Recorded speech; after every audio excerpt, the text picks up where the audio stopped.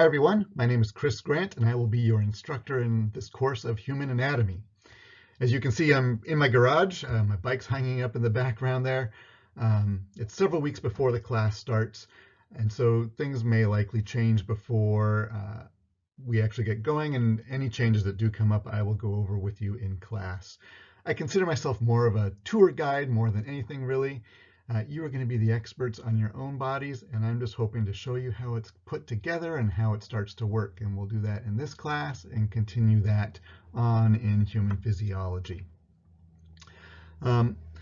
We don't have a cadaver because we're online, obviously, so you are going to be your greatest source of information. You're going to need to touch yourself, feel yourself, think about what's going on as we go over all these different structures in your body. If you have family members or roommates or friends, use them too. Touch them, because our body, get permission first before you do anything like that. But our bodies are all really different from each other. You're going to see things in the textbook that are one way, and you may notice there are differences. If we had the cadavers out and we had a couple cadavers, you would see differences between the cadavers. So know that there's not just one exact right way that we're made. The way that this course is going to work is we're going to have 25 chapters that we're going to go over. We're going to skip chapter 4, but I'm going to kind of weave that into different parts of the course. Each chapter is going to be broken down into a series of videos. So for chapter 1, we've got 8 different videos. I'm going to try and keep each video fairly short, maybe 5 to 10 slides, so that you can just get a bite-sized chunk at a time, and where there are trouble areas or difficult areas, that you can go back to them easily. What you will notice here is on the beginning of each video, I'm going to have a set of objectives. These objectives here really are for the entire chapter. And the one that's highlighted, so in this first video, we're going to define some terms of anatomy, physiology, dissection, and look at the difference in some anatomical subdisciplines. That's what you're going to need to focus on. Everybody asks me every semester, do you have a study guide for the exam? Well, this is the study guide. This is what you should be going off of when you start preparing for the lectures. I give you a lot of homework questions and things to be reviewing. Do those as examples of what some of the test questions will be like, but these objectives for each chapter are going to be your key for studying. Also, you'll notice that I have little pictures on the right side. Obviously, I don't have enough pictures for everything in the video, but these are some of the key things that maybe I want you to focus on a little bit more for each section. And you'll understand how these, where these come up as we go over them.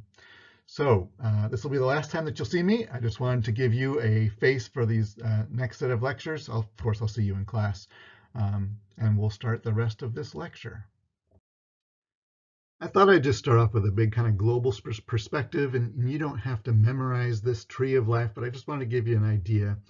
The Earth started about 4 billion years ago, or 4,000 million years ago.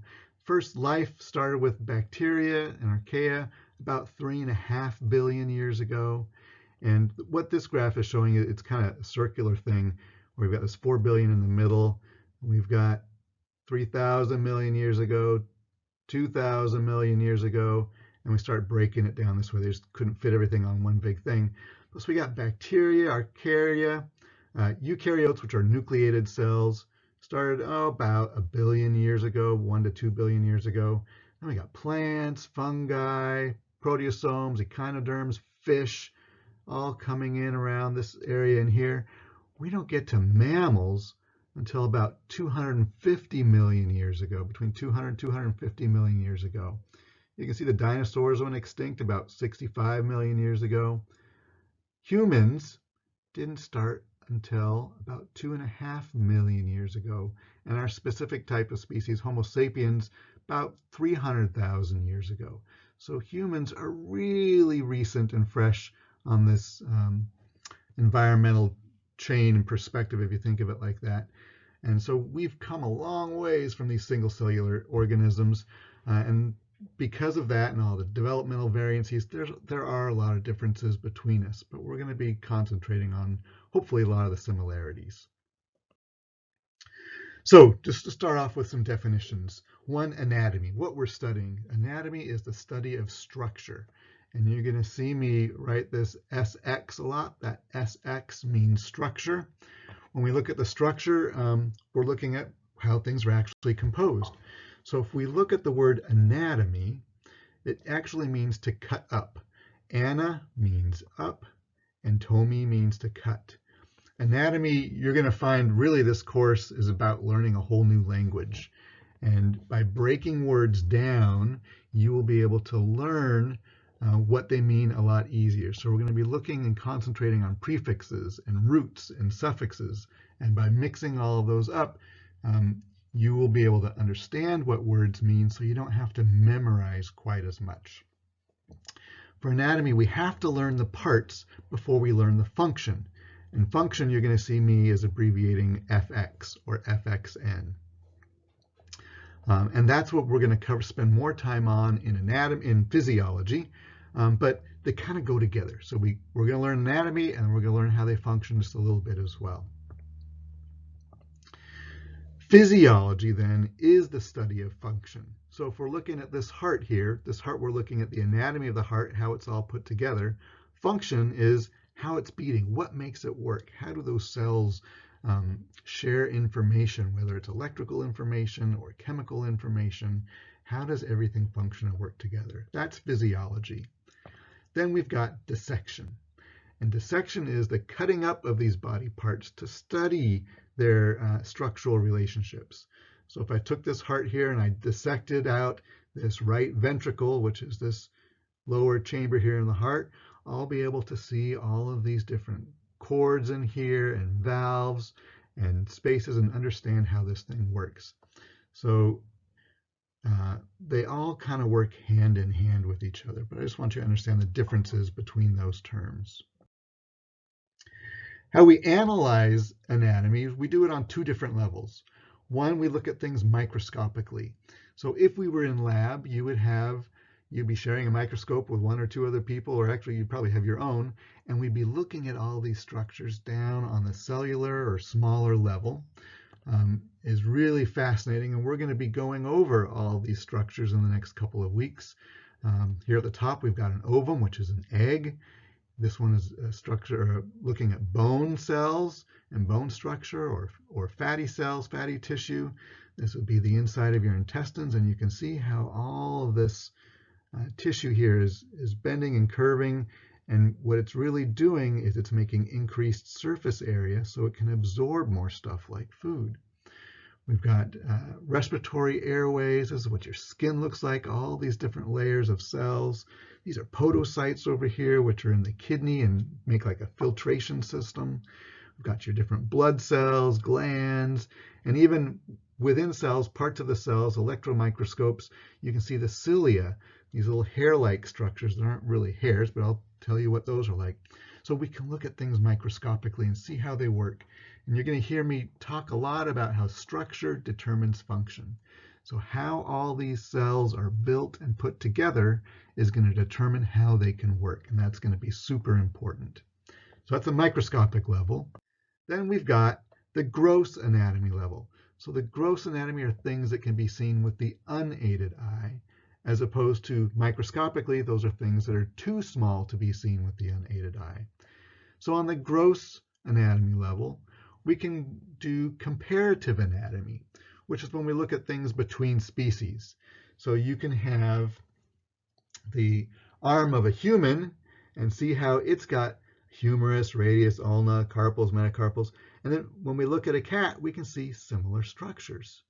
So we can see the cat's humerus, radius, and ulna. A whale in the fins, we can even look at that and we can see those similar structures. And same with a bat. So between species, we all share things. And that's why I brought up that tree, because we all descend and are variations of previous species and creatures.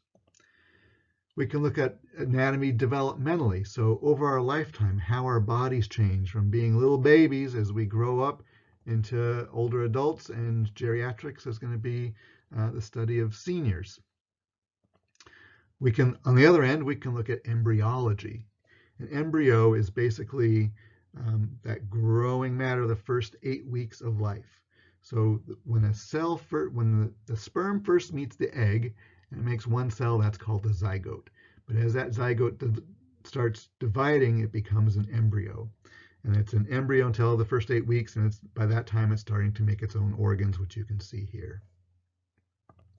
We can also look at the body by region, so we call that regional anatomy. And at the end of this lecture, we're going to look at the abdomen, and we're going to divide the abdomen up into 9 different regions, and you'll be able to name all of those.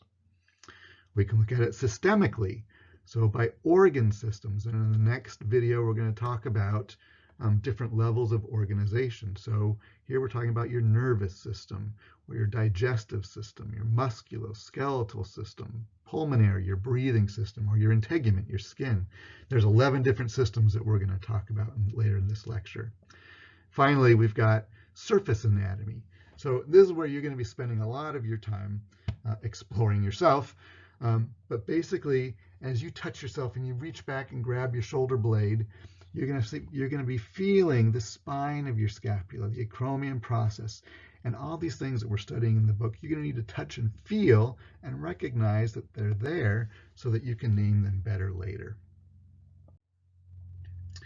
And finally, we'll wrap this section up by just looking at some non-invasive diagnostic techniques, how we inspect the body, how we look at it, either on the surface or trying to get an understanding of what's going on inside. First, inspection, that's just looking. When the doctor tells you to open your mouth, say, looks down your throat. They're inspecting. We can inspect skin for rashes. We can inspect for swelling, all of that, just looking. Palpation is actually touching. So palpation is just a fancy term for that. So when the doctor puts their hands on your lymph nodes and your neck there to see if they're swelling, they're palpating that. Auscultation is just a fancy word for listening. So when this doctor has her stethoscope out and listening to his breath sounds, she's auscultating that. And finally, we've got percussion, or this is tapping. Sometimes we'll tap on it to kind of get a feel or hear if there's an echo in there. Percussion and auscultation can go together. I also did, when I was a freshman in my undergraduate school, I went and volunteered in a PT department and did a lot of percussing on patients where they had us cup our hands and actually beat on their chest like that to try and vibrate and get phlegm out for people that had a condition called cystic fibrosis. And we'll talk about that a little bit later too. So those are the initial terms to get us going. We're going to continue in the next little video by looking at the different levels of body organization and some of those systems that will carry us on through the rest of the lecture.